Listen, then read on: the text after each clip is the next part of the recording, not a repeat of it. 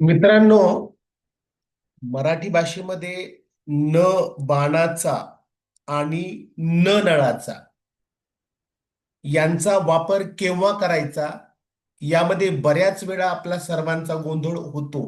पण तोच गोंधळ आपण आज दूर करणार आहोत.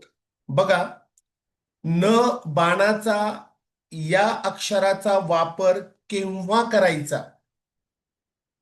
ज्यावेळी शब्द मराठीत जसेचे तसे संस्कृत, प्राकृत आणि तत्सम भाषांमधून आलेले आहे, त्यावेळी त्या शब्दांमध्ये न बाणाचा वापर होतो. आता या न बाणाचा वापर होण्यामागे मुख्य कारण काय आहे? शब्दांमधील विशिष्ट अक्षरांचा परिणाम, याला स्वरूपाची एकरूपता म्हणण्यात येते. ओके, याला मराठीत नत्व असे म्हणतात. आता हे नत्व काय आहे आपण ते पाहूया. नत्व कधी येते? जेव्हा शब्दांमध्ये खालीलपैकी कोणतीही अक्षरे येतात. आता कोणतीही अक्षरे कोणती? आता काही अक्षरे आहेत, ती अक्षरे आल्यानंतर न नळाचे या अक्षराचे रूपांतर न बाणाचे या अक्षरामध्ये येतात. आता खालीलपैकी येणारे अक्षरे आहेत र. शब्दांमध्ये हे अक्षर आल्यानंतर न नळाचं रूपांतर न बाणामध्ये होतंय. मग ती अक्षरे कोणती?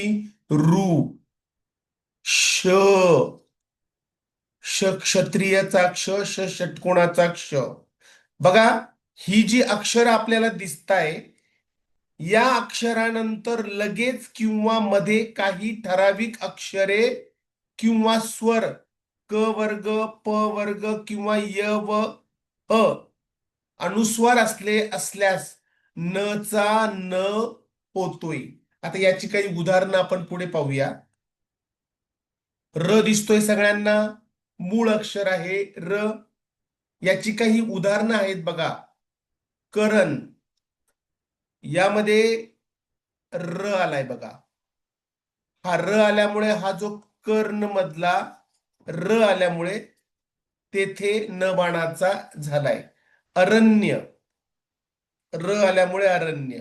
शूर्पणखा, यामध्ये पण र चा उच्चार आहे, म्हणून या ठिकाणी न बाणाचा आपल्याला दिसतोय.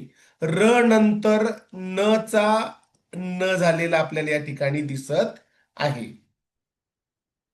आता पुढे अजून बघा. ऋ, ऋषीचा जो ऋ असतोय तो शब्दांमध्ये कोठेही आला किंवा या रूचा उच्चार क ला जोडून झाला, त ला जोडून जरी झाला, तरी त्या शब्दामध्ये न चा म्हणजे न बाणाचा उच्चार होतो, म्हणजे न येतोय. कोणता? न बाणाचा. ऋण, कृष्ण. बघा, क आहे पण त्यामध्ये चा उच्चार झालाय, म्हणून त्या ठिकाणी कृष्ण या शब्दामध्ये न बाणाचा न आलाय. तृष्णा, बघा, रू किंवा र यात र चा उच्चार झालेला दिसतोय, म्हणून न चा आपल्याला न झालेला दिसतोय. आता श षटकोणाचा बघा. श, विषण्ण. विषण्ण हा शब्द लिहित असताना षटकोणाचा श आल्यामुळे या न बाणाला इथे न नळाचा जोडलेला दिसतोय आपल्याला. विषण्य. मग न बाणाचा हा जो आहे तो गेला आणि एक शब्द तयार झाला, विषण्य. दोन्ही न बाणाचे आहेत. कधी? षटकोणाचा श आल्यानंतर. म्हणजे श नंतर न चा न झालेला आपल्याला या ठिकाणी दिसतोय. आता क्षत्रियचा क्ष बघा.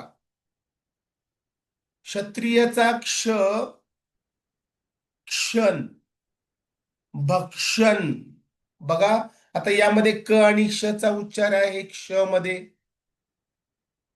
म्हणून श असल्यामुळे न चा न झालेला आपल्याला या ठिकाणी दिसतोय. आता याला काही अपवाद आहे, काही ठिकाणी न येत नाही. मूळ मूळ शब्द जे असतात मराठीतले, त्याला आपण देशज शब्द म्हणतोय.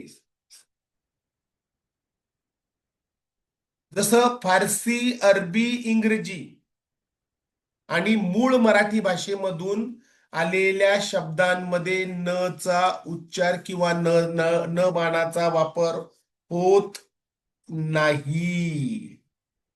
कुठे? मूळ मराठी, फारसी, अरबी, इंग्रजी यासारख्या भाषांमधून आलेल्या शब्दांमध्ये न चा वापर होत नाही, न बाणाचा. ओके. आणि न बाणाचा मुख्यतः वापर होतोय संस्कृत, प्राकृत आणि तत्सम आलेल्या भाषांमधून. ओके.